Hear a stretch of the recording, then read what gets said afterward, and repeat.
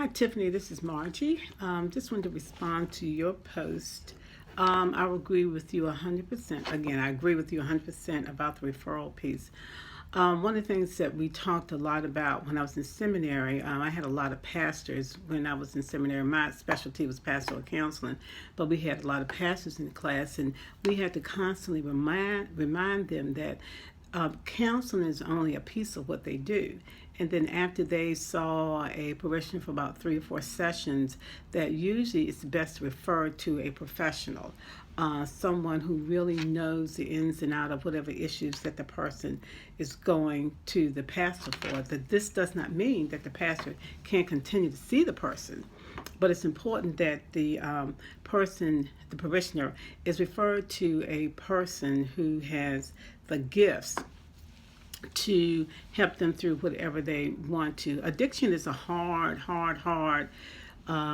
disease, and it's hard working with folks who are addicted because they relapse a lot, and it's just a roller coaster ride. But even with that, those folks can be, if they want to, they can be helped if they want to. One of the things that I have to keep in mind all the time is that God did give us all different gifts. He gave people gifts of preaching and teaching and counseling. Good thing he didn't give one person all the gifts. So I think it's very important for people in the church, or the pastor, or people in the church in general, to know that when they are in over their heads, that a lot of times they do more harm than good. They probably need to refer to someone who's an expert in whatever field it is, be it marital counseling, be it addiction, whatever the issue could be. However, even when the person is being referred to someone else, the church folks, the pastor or whomever, the counseling agency in the church, or whoever's doing the counseling, can still walk with the person. They can still be with the person.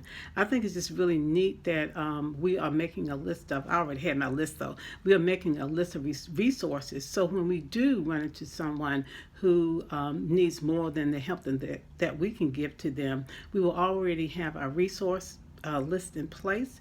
We've already checked out these folks to make sure these are people that we will entrust our parishioners with, and it's really good to refer, because what it does too, it takes the burden off of us. So like I said, sometimes we get in over our heads, and we do more harm in the church than we do good. One of the things I want to say is that I think I've mentioned this before. I'm a Stevens minister, and one of the things that we talk about when we work with parishioners in our church is, we do the caring, but God does the curing. We do the caring, but God does the curing.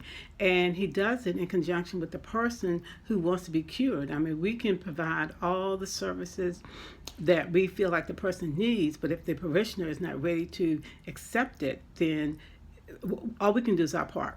The Great Commission is for us to go and do.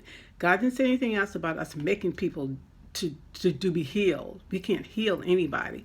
He told us to go out and do. And I think that's what our calling is, to go out and do. Thank you for your post.